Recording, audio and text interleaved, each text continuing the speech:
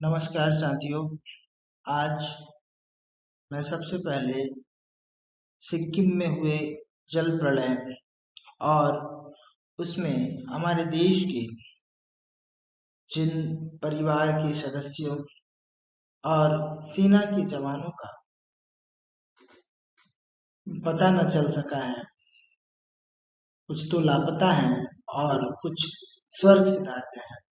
मैं उन सभी को अपनी भावभीनी श्रद्धांजलि ज्ञापित करता हूँ। साथियों, हम सभी जानते हैं कि विगत 4 अक्टूबर को सिक्किम में जल प्रलय ने बड़ा ही घातक रूप ले लिया और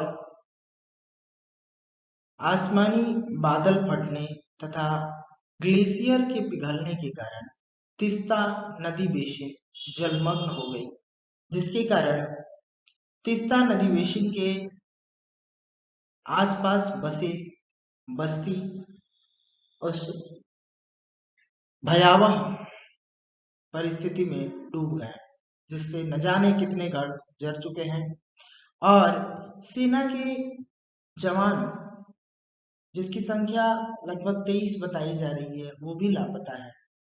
और हमारे मधु चाय बागान के एक भैया जो कि फौज में थे, उनका भी स्वर्गवास हो गया, अर्थात वो शहीद हो गए। हम सभी उनको अपनी तरफ से श्रद्धांजलि ज्ञापित करते हैं। शुरुआत में बताया गया कि 7 लोग लापता हैं, लेकिन अब तक की जानकारी के अनुसार 100 से अधिक व्यक्ति जो हैं वो लापता हैं, जिसमें कुछ लोगों के 100 जलपाईगुड़ी, कुछ बिहार जिले और दार्जिलिंग जिले के नदी बेसिन जो कि तीस्ता का जो क्षेत्र है वहां से 100 को उद्धार किया गया है। अब हम जानते हैं कि ये घटना कहाँ हुई। सबसे पहले ये घटना जो है ये सिक्किम में हुई और सिक्किम में समुद्र तल से 5200 मीटर की ऊंचाई पर स्थित दक्षिण लहोनक झील में बहुत ज्यादा पानी बढ़ जाने के कारण चुंगथांग बांध, जिससे कि सिक्किम को बिजली की आपूर्ति होती है, यह सिक्किम की सबसे बड़ी पनबिजली परियोजना थी, उसको भी नुकसान पहुंचा है। तो परीक्षा के दृष्टिकोण से देखें तो चांगथोंग बांध पूछा जा सकता है कि कहाँ है, तो सिक्किम में है। और अचानक जल प्रलय कहाँ किस झील में आया, तो दक्षिण लहोनक झील में ये जल प्रलय आया हुआ था।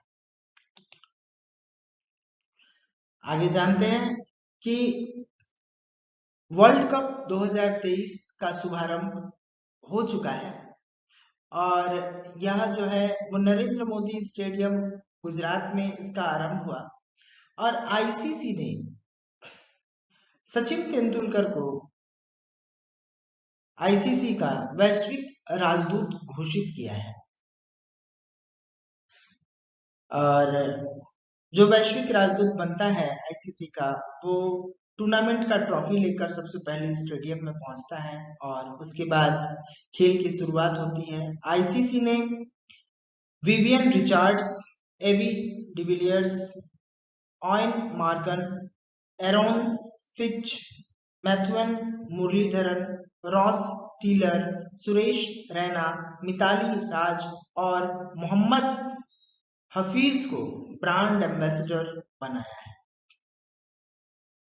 साथियों, अक्टूबर में ही राष्ट्रीय वन सप्ताह मनाया जाता है और इस बार राष्ट्रीय वन सप्ताह 2023 का 69th एडिशन है, जिसका थीम है पार्टनरशिप फॉर वाइल्ड कंजर्वेशन।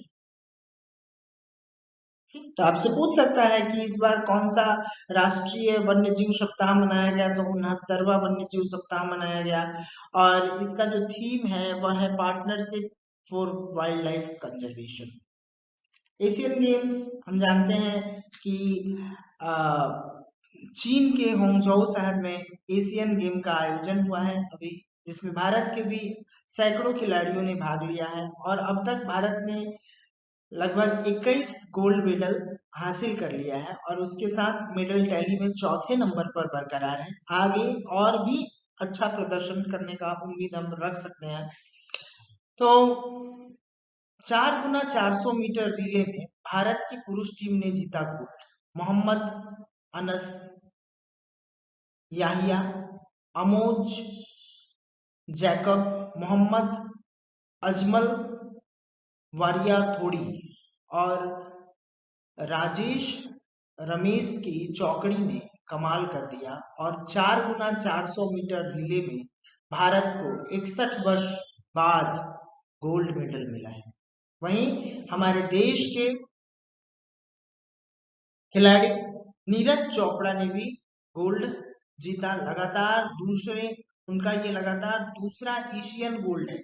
इनका जेवलिन थ्रो जो है इनका इवेंट, उसमें इन्होंने लगभग 80 मीटर से ज्यादा भाला फेंक कर यह मेडल हासिल किया है।